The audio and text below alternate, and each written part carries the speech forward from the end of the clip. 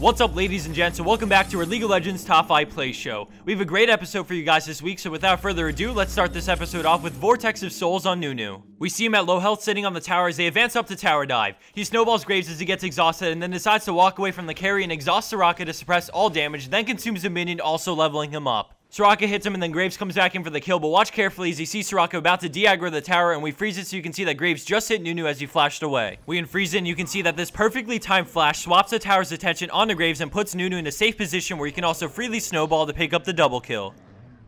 At our number 4 play for this week, we changed up the style, and rather than a solo play, we have Drelian on Irelia with Momosaurus making it happen. We see a fight near the Dragon Pit, and with only 2 nearby on blue team, they try to contest it. Irelia sees an opening and flashes into a Blade Surge on Tristana, finishing her off swiftly and then igniting a Mumu for the kill despite being flung back. Morgana uses her ultimate to help burst down Singe, and they both chase down the remaining 2 players on blue team. TF gets stunned and quickly killed after, and then they swap to Blitzcrank for the 5-for-0 exchange thanks to a great 2v5 team fight and decision to dive in at the perfect time.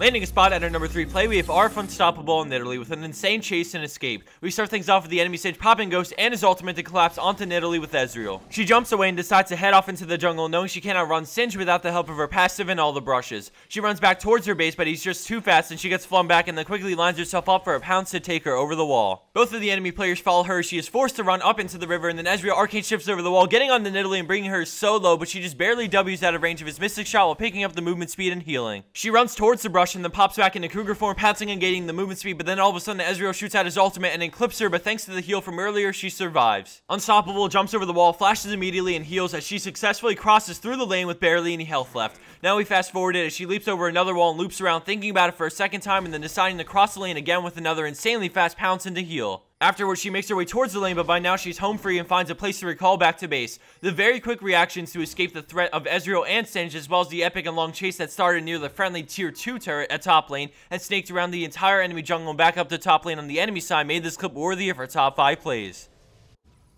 Scoring in at second place, we have RashtonKutcha on Cho'gath, and at the beginning of this clip, we can see that this team fight is in shambles for red team, and they're in full retreat mode. Maokai and Lee Sin are down, making this a 3v5 as they kite them back into the jungle with the entire enemy team right on their tail. As Cho'gath enters the brush, she sees a window of opportunity and lands a huge feast on the Vayne, killing her instantly. We see the setup from both Lux and Ezreal, and then a follow-up explosion of damage from abilities landing from all 3 players to quickly turn the momentum of this fight in their favor. Cho'gath seals the deal with a pentakill off of Irelia, and then immediately after, they take it to the Nexus to win the game. And for our number 1 pro play for this week, we have John Stark on Kog'maw, and at the start we see the enemy team pushing to take the win as Blitzcrank nobly attempts to kill on Riven like the hero he wants to be, but fails. With everyone recently dead but John Stark, hope looks grim as the 3 players advance through the creeps and then look to finish the game. Kog'maw spawns and walks up, instantly shooting out living artillery onto Riven, which freaks her out. He follows it up and brings her so low, but she barely survives as Maokai jumps on him and he switches to finish him off and then turns to Riven with an ultimate and auto attack to burst her down. He then switches to Søuls as the Nexus gets so low, but he manages to somehow kill her as a batch of creeps spawn, holding off the enemy minions and allowing him to clear them out while the Nexus sits at 1 shot from anything. After another team fight, they somehow steal the win, all thanks to a well-played Kog'maw that literally won the game for his team with a stellar performance just in the nick of time.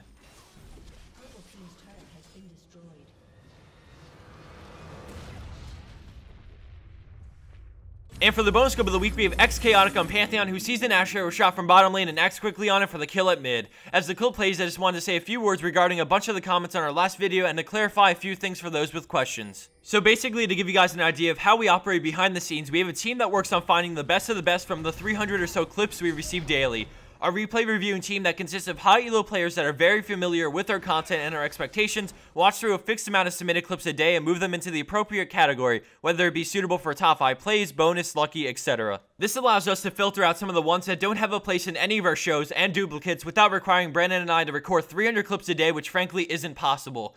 When Brandon and I start making the episode, we look into the clips they deem fit for the top 5 plays, record all of them because we assume they're good enough to be placed in there, and then of the ones we record, we pick the best 5 for our show. We found this system to be the only efficient way to handle all the clips we get submitted because we'd hate to see someone's clip get looked at 6 months after they've submitted it, and it ensures only good plays because qualified people are looking through the entire batch. Now that you guys understand better what goes on for each one of these episodes, I'd like to say that we apologize for the episodes you may deem as not good enough or not good at all. We simply take the best of the best that we get, and sometimes in one day we'll find 5 of the best clips we've ever seen that are just absolutely insane, and then some other days we feel that nothing was that special, but we hope you guys understand that either way, we pick the best of what you guys give us and work hard to present it in an exciting and entertaining way. We try our best to work every day to provide something that we hope you guys feel is exceptional, and we don't want to settle for less. If you guys made it this far, I appreciate you taking the time out to listen to me, and I hope you enjoyed this episode. We have so many episodes to come in the future and with so many pro plays to share with the world, so we hope you guys keep tuning in. And as always, have a wonderful weekend, and I'll see you back here for the next installment of our League of Legends Top 5 Plays.